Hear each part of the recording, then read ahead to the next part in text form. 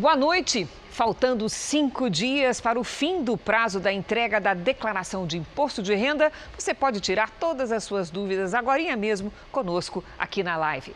Portanto, nós convidamos um especialista no assunto, Dr. Silvio Paixão. Ele é do Instituto de Pesquisas Contábeis, Atuariais e Financeiras. Boa noite, Dr. Silvio. Muito obrigada por atender aos nossos convites. Eu que agradeço, Cristina. Tudo bem? Então, terminando o prazo, muita gente deixa para a última hora mesmo, tendo essa folga aí de quase 2 meses por causa da pandemia. Eu lhe pergunto, se as declarações não forem entregues desta vez dentro do prazo, o que acontece? Tem multa prevista? Tem multa prevista. A pessoa fica sujeita a uma multa mínima de R$ 165,74 ou de 20% do imposto devido. Então, eu recomendo fortemente que as pessoas, mesmo que elas não estejam com a declaração completa, que vai exigir retificação, que eles façam a entrega da declaração exatamente para poder fugir dessa multa. Agora, tem uma novidade, acho que uma única novidade este ano, que é essa possibilidade da declaração pré-preenchida para o contribuinte com certificação digital. Isso pega pouca gente, ajuda pouca gente, não é? Não, na realidade hoje, o que acaba acontecendo, né? Para todo mundo que utiliza o seu CPF para fazer compras, para se utilizar de tudo aquilo que precisa em termos de certificação digital, ele acaba se disponibilizando às autoridades tributárias para que ela possa utilizar essas informações para complementar. Então, o que a Receita faz? Ela pega a declaração do ano passado, sabe quais eram as fontes pagadoras anteriores, verifica se isso efetivamente continua ocorrendo, utiliza de todas essas informações adicionais que foram coletadas ao longo do ano por conta do CPF e entrega para as pessoas. Mas, de novo, precisa ter o eCPF para poder fazer isso. Isso é o caso de um pequeno grupo de pessoas ou vai abranger muita gente? Eu diria que vai caminhar para abranger praticamente 100% das pessoas num futuro não tão distante, porque hoje em dia todas as transações estão praticamente ocorrendo de forma digital e daqui para frente com mais razão ainda quando a gente está no home office, né? Para fazer qualquer tipo de compra, para poder fazer qualquer tipo de transação, as pessoas vão ter que se utilizar de meios digitais e os meios digitais são, vamos dizer assim, acessíveis pelas autoridades há muito tempo. Quer dizer, se as pessoas entendem que não tem substância as informações de que a Receita Federal tem condições de levantar a origem das suas receitas ou como que você está gastando dinheiro, eu peço para as pessoas modificarem a sua percepção, porque a Receita Federal está muito bem aparelhada para poder fazer o acompanhamento dos fluxos financeiros das pessoas. Agora, uma dúvida que surge sempre, por exemplo, aluguel. Como é que se declara e qual a complicação que há se a pessoa receber aluguel e não declarar? Receber uma renda de aluguel. Aí é que está o X da questão. Para que não tenha problema ou para que o problema do recebimento do aluguel não aconteça, a pessoa que paga o aluguel também não pode declarar, né? Então, a Receita não tem condições de saber a priori que a pessoa recebeu o aluguel se quem pagou o aluguel não informar. O X da questão sempre é, da onde veio aquele dinheiro que entrou naquela conta corrente que pertence à pessoa que recebeu o aluguel? Então, mais hora, menos hora, essa informação vai ficar disponibilizada e dependendo do tamanho do valor dos aluguéis que as pessoas recebem, as instituições financeiras são obrigadas a disponibilizar essas informações para a Receita Federal. Então, mais hora, menos hora, vamos dizer assim, esse sininho vai tocar e a Receita Federal vai questionar de onde vieram aqueles depósitos efetuados ao longo dos vários anos que se assemelham a aluguel. Aí a pessoa vai ter que dizer de onde apareceu aquele dinheiro. De uma forma ou de outra, ele vai ser tributado. Nesse momento, pode ser até que ele consiga fugir, mas depois não vai ter condições. Fica caracterizado sonegação, é multa ou é crime? Veja bem, a sonegação, enquanto a pessoa está, vamos dizer assim, não for apanhada, se trata de sonegação administrativa, ele tem a possibilidade de fazer o pagamento e acabar com o crime. Se eventualmente ele for identificado, O grande problema inicial é que ele vai ter multa em cima do imposto não declarado, perdão, da renda não declarada e do imposto não recolhido. Aí começa a ficar pesado e dói. Sem dúvida. Você que está acompanhando a live, mande as suas dúvidas que nós vamos encaminhar aqui ao especialista, Dr. Silvio Paixão. Por exemplo, se você recebeu aquela restituição do imposto, do fundo de garantia, aquele depósito que o governo fez, fez um saque emergencial do FGTS, esse recurso tem que ser declarado ou tem que ser informado à Receita? Esse recurso seria adequado ser declarado. Mas ele não é tributável, ele eu vou chamar de entrada de caixa isenta de tributação, porque o fundo de garantia já foi depositado lá atrás, se trata de uma verba disponibilizada para você a título emergencial, era um dinheiro que te pertencia e que você só poderia acessá-lo em determinadas situações específicas. Como veio essa legislação para ajudar as pessoas num momento tão difícil, não teria cabimento também tributá-lo. Então, não existe tributação sobre valores recebidos a título de fundo de garantia.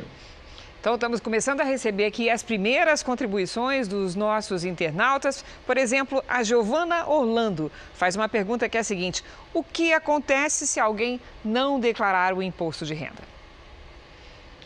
Bom, precisa ver primeiro se a pessoa não é tributável, né? Se ela não ganhar acima de, eu vou arredondar o número para a gente não ficar nas nuances, não ganhar acima de R$29 mil, ela não tem necessidade de declarar. Agora, a Receita Federal, de uma maneira ou de outra, vai saber que ela recebeu uma determinada renda. Se o somatório dessa renda for inferior a R$29 mil, ela não ter declarado não causa crime. Por quê? Porque ela é isenta de declaração. Agora, se aparecem valores na conta corrente dela, ou de alguma forma a Receita percebe que ela gastou um dinheiro que ela jamais tinha declarado, de uma forma ou de outra ela se sujeita às regras tributárias e aos crimes tributários. A mesma Giovana faz a seguinte pergunta: o governo pode paralisar as restituições por conta da pandemia? Está com medo de não receber as suas restituições por conta dessa quebradeira aí, desses gastos enormes que o governo está tendo. É um negócio interessante, né? As pessoas estão muito preocupadas porque elas estão vendo, por exemplo, no caso do Rio Grande do Sul, que teve problemas para pagar salários dos funcionários públicos, e do Rio de Janeiro, que também acabou apresentando o mesmo tipo de problemática, né? Diferentemente dos estados e municípios, o governo federal ele tem a prerrogativa de imprimir dinheiro, ou seja, de emitir dinheiro para pagar suas despesas. Então, a probabilidade de não recebimento da restituição, ela é muito próxima de zero, só se alguém politicamente decidir que não vai pagar. Mas por aspectos técnicos ou por conta da necessidade do governo federal ter que fazer a emissão de dinheiro, a gente pode dizer que é praticamente certo que as pessoas que tiverem restituição vão receber.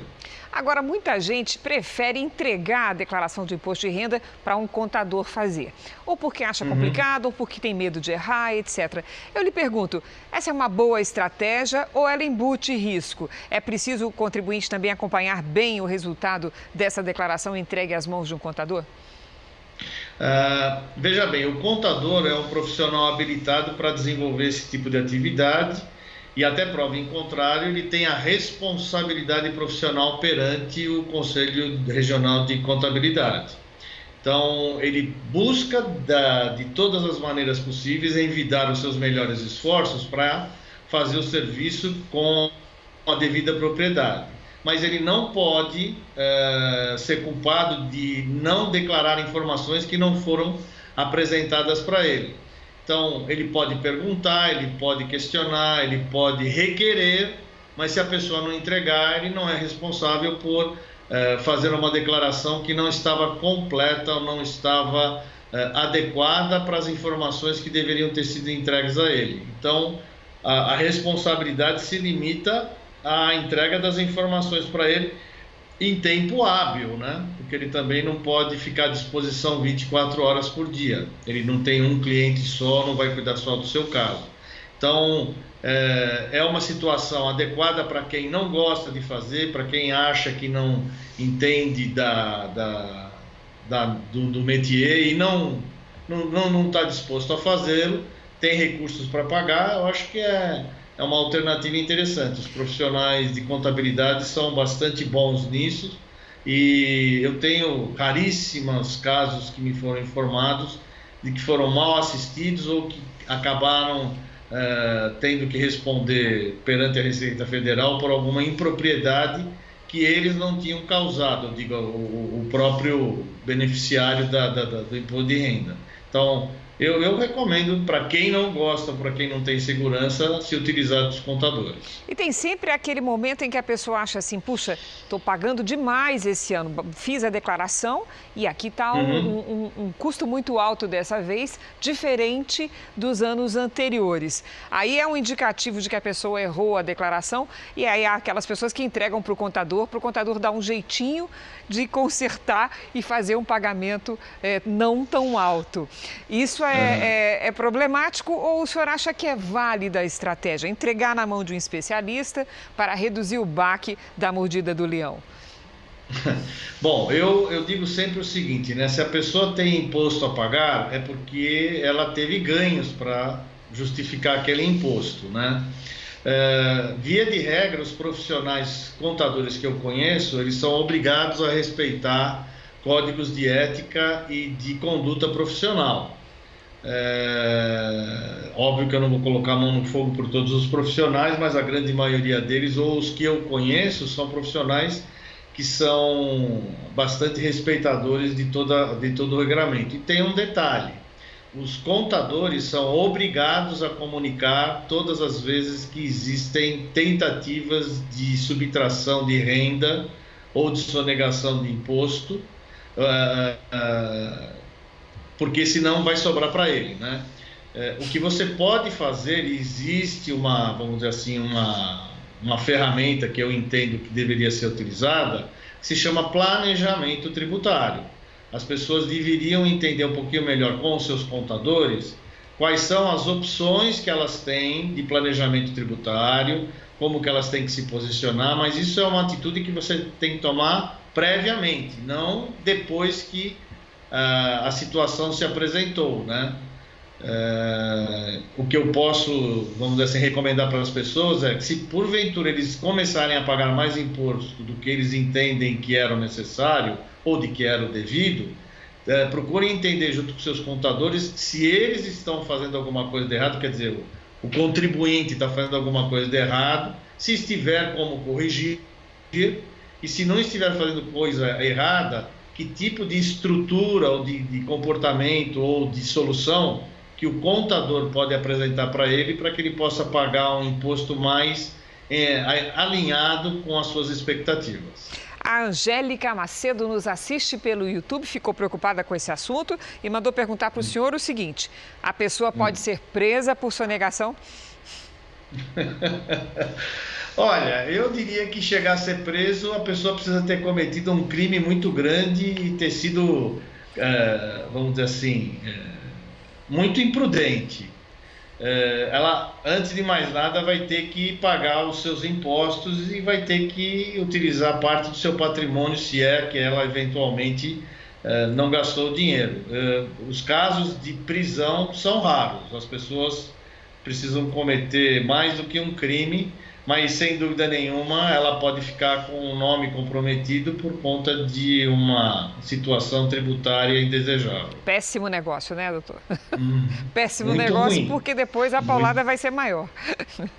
E compromete também a tua capacidade de desenvolver negócios, porque as pessoas pedem certidões negativas, né? E aí a certidão não vai ser negativa, vai ser positiva. Sua capacidade de gerar negócios e de ser contratado, de ter uma vida financeira fiscal em ordem, diminui bastante. Vamos agora à pergunta do Rodrigo Gabriel, que também nos acompanha pelo YouTube. Ele pergunta o seguinte, interessante, veja: quem declarou logo no primeiro mês, receberá a restituição antes? Eu acredito que inclusive já devem ter recebido, porque, se eu não me engano, já teve lotes de restituição. Se eventualmente ele não recebeu, pode ser que ele esteja com algum tipo de informação incorreta que ele precisa acertar, mas já deveria ter recebido se entregou rapidamente. É que, na realidade, a Receita Federal também está priorizando as pessoas que têm mais idade ou que têm algum tipo de morbidade ou comorbidade que possa estar prejudicando sua saúde, e eles vão precisar dos recursos. Mas, via de regra, tem um fluxo bastante interessante dessa fila, não vejo por que ele não teria recebido. Agora, sempre ocorre uma dúvida relativa ao dinheiro que está depositado na poupança e nas aplicações financeiras. Como é que fica o que tem que declarar? Poupança declara, aplicação financeira certamente declara. Como é que se processa isso? Bom, existem duas informações necessárias. No imposto de renda, pegando a caderneta de poupança em particular, tem que ser declarado primeiro a situação dela em 31 de dezembro, quanto que tinha depositado no dia 31 de dezembro de 2019. E também vai ter que apresentar na ficha de rendimentos tributados ou isentos, no caso da Receita Federal, todos os ganhos que ela recebeu, os juros que recebeu ao longo do ano. Então são essas duas informações. O que necessariamente precisa ter consistência é se aquele dinheiro tem fonte, né? Porque vamos supor o seguinte: eu ganhei durante a minha vida pregressa, inclusive até 2018, X mil reais. Esse ano eu ganhei mais 50 mil, o ano passado eu não tinha nada depositado, de uma hora para outra apareceram 150 mil reais depositados na caderneta de poupança. Se eu não herdei nada, não ganhei na loteria, da onde surgiu esse dinheiro? É o único senão. Mas, tirando isso, as pessoas vão ter valores bastante adequados depositados na caderneta de poupança para aquilo que elas já possuíam nos anos anteriores declarados e que também vieram a receber no ano de 2019. É uma conta muito simples. O que eu tinha, mais o que eu ganhei e não gastei, que ficou depositado. Tem sempre uma lógica e a somatória ela é bastante fácil de chegar. É conta aritmética. Doutor Silvio, nós estamos próximos de terminar, mas eu ainda queria fazer uma última pergunta ao senhor, porque suscita muita dúvida a questão do dependente que a gente pode declarar no imposto de renda. Por exemplo, a avó é dependente, enteado é dependente. Uma resposta geral do senhor, o que caracteriza o dependente que pode entrar na dedução do imposto de renda? São pessoas que, de uma forma ou de outra, têm necessidades financeiras e que nós bancamos, né?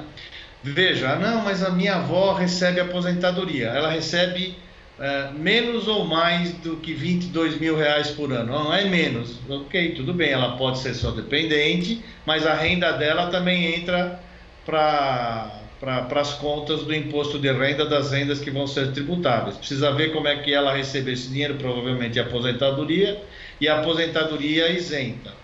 Mas avós, enteados, via de regra, são pessoas que legalmente podem estar, inclusive irmãos, avós, irmãos, netos, bisnetos, que não tenham arrimo de família.